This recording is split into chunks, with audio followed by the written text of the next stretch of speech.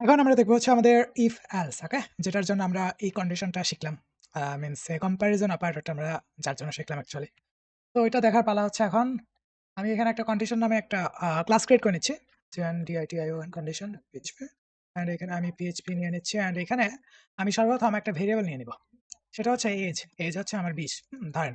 এখন if কি? if আমার যদি এজ হয় কি? এজ ইস লেস দ্যান 80 সাধারণত বাংলাদেশের নিয়ম অনুযায়ী আমাদের যদি 80 এর নিচে হয় এজ তাহলে কি হয়? লাইক অথবা 80 অথবা 80 এর অ্যাকচুয়ালি 80 এর নিচে হইলে কি হয় আমাদের? আমরা অ্যাডাল্ট হই না। ওকে?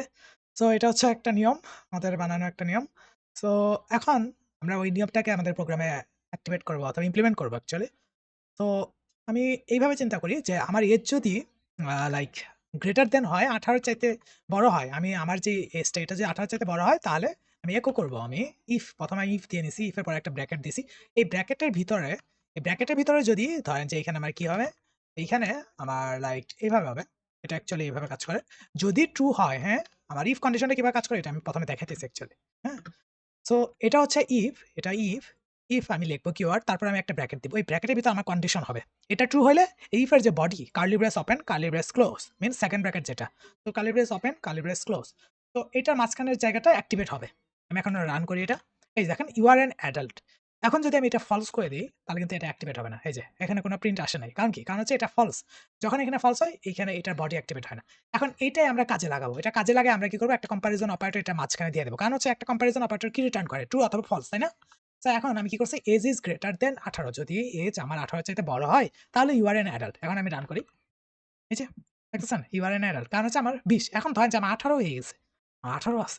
এখন এখন কেন প্রিন্ট হইল না? কারণ হচ্ছে আমরা এখানে কম্প্যারিজনটা কিভাবে দিছি দেখছেন? If age is greater than 18, 18 এর চাইতে বড় হইতে হবে। 18 ইকুয়াল হইলেও হবে না। এখন আমাদের তো রুলস অনুযায়ী 18 সমান হইলেও অ্যাডাল্ট। তো আমি কি করব? এটা greater than and equal sign একটা দিয়ে দেব। হ্যাঁ, কেমন? তার মানে এখন যদি আমার এজ 18 সমান হয় অথবা 18 এর চাইতে বড় হয় তাহলে আমি অ্যাডাল্ট। এটা আসবে। এই যে হয়ে গেল। সিম্পল আশা পড়ল। এখন ধরেন এখানে আমার 17 আছে। 17 আছে। তো এখন কি? এখন তো লাইক আমি রান করি আবার। আহ সরি আমি কোথায় দিছি? এই যে এইখানে 17 দিব অ্যাকচুয়ালি। এই যে।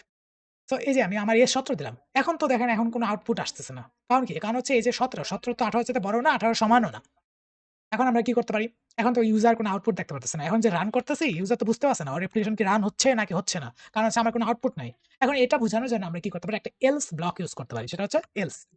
এই যে এলস। এলস এর ভিতরে কিন্তু আর ব্র্যাকেট নাই, হ্যাঁ? এখন এলস এর ভিতরে কি হয় জানেন? এলস এর ভিতরে হয় হচ্ছে আমার লাইক যদি আমার ইফ এটা ফলস হয়ে যায় তাহলে আমার এই এলস ব্লকটা এক্সিকিউট হবে এরকম, হ্যাঁ? আর যদি ইফ ব্লকটা ট্রু হয় তাহলে এলস ব্লকটা অ্যাকচুয়ালি আমার এক্সিকিউট হবে না। আমি রান করি। এই যে you are not an adult. আর যদি আমার এটা 18 হয়ে যায় অথবা 18 বেশি হয়ে যায় তাহলে ইউ আর অ্যান অ্যাডাল্ট। দেখছেন? যখন আমার এটা ট্রু হচ্ছে এটা আমার রান হচ্ছে। যখন ফলস হচ্ছে এটা আমার রান হচ্ছে। এটাই হচ্ছে আমাদের ইফ অ্যান্ড এলস। এখন এই ইফ এলস এর ভিতর আমরা চাইলে আরো একটা এলস ইফ ও লাগাইতে পারি। মানে কি?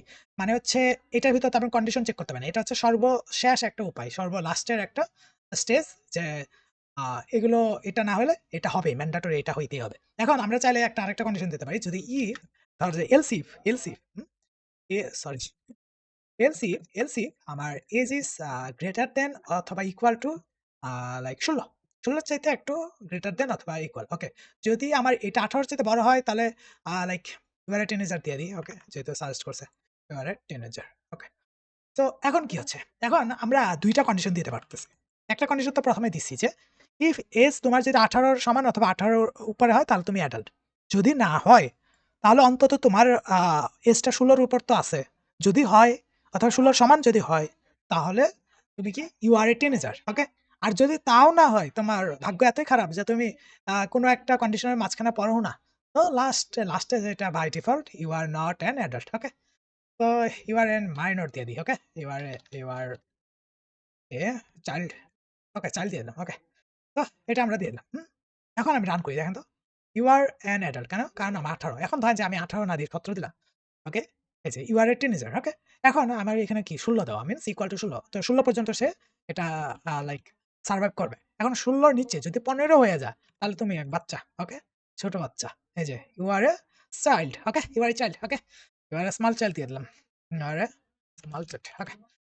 তো এই হচ্ছে আমাদের if, else if and else ওকে?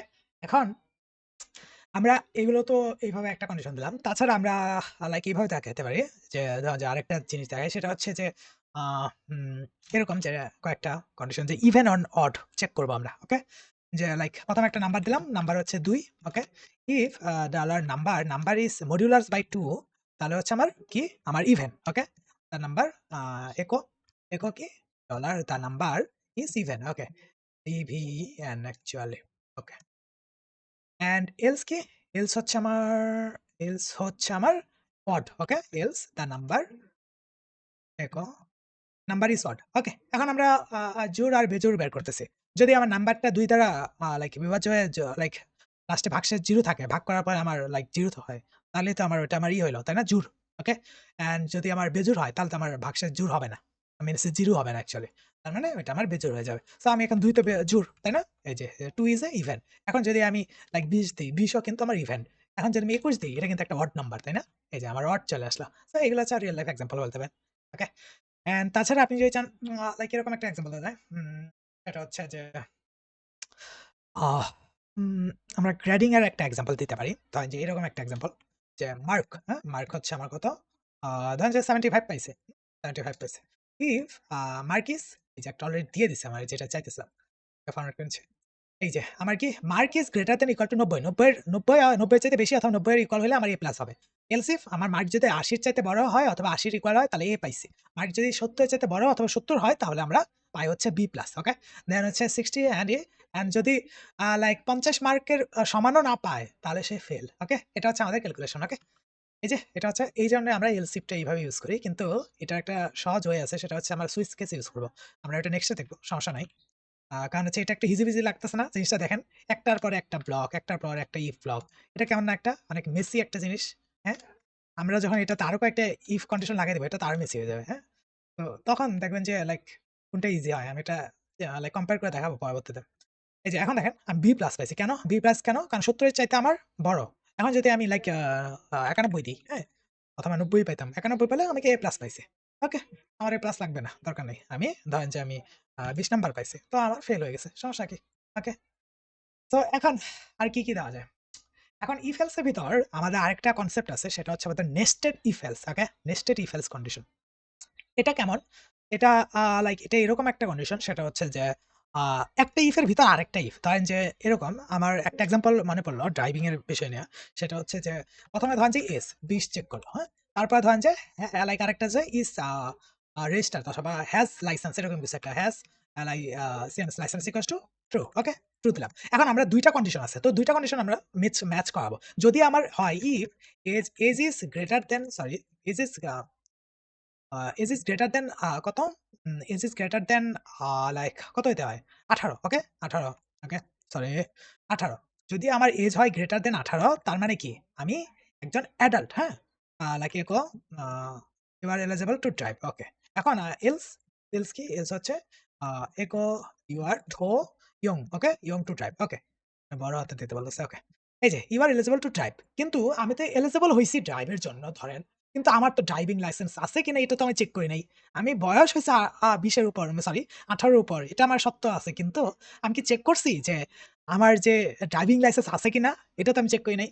এটা এখন চেক করতে হবে। যদি আমি এলিজিবল হই, আমার বয়স ১৮ চাইতে উপর হয়, তখনই তো আমি চেক করব যে আমার ড্রাইভিং লাইসেন্স আছে কিনা? থাকলে আমি ড্রাইভ করতে দেব। ওকে? সো এইখানে আমি কি করব? এখানে আমি আউটপুটটা না দিয়ে এখানে আরেকটা আমি কন্ডিশন দিব। If like has licence okay? Has licence okay? Is equals to true.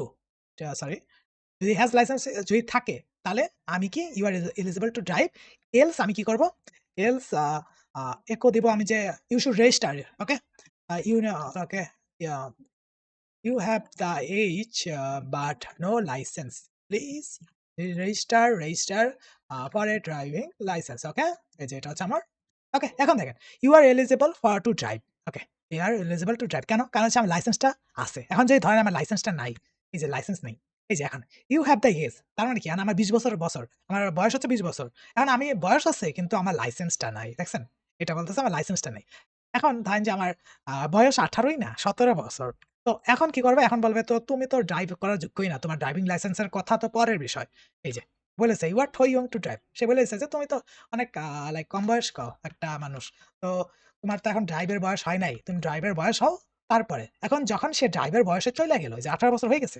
এখন বলতে তোমার বয়স তো ঠিকই হইছে কিন্তু তোমার তো ড্রাইভিং লাইসেন্সটা নাই। তুমি এখন এক কাজ করো ড্রাইভিং লাইসেন্স বানায় নিয়ে আসা যাও। সে ড্রাইভিং লাইসেন্স বানাইলো। এই যে ট্রু করলো সরি ট্রু করে ড্রাইভিং লাইসেন্স বানাইলো।